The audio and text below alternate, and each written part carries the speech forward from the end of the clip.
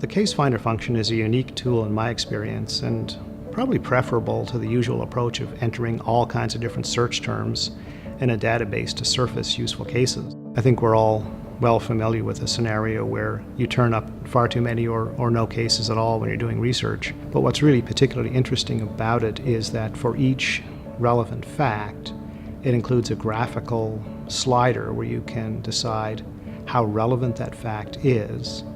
And by working with those sliders to increase or decrease relevance of material facts, you could line up outcomes that are more likely on point with your client's case. I think it's highly likely that artificial intelligence products are here to stay, will only continue to develop and enhance what it is that we do.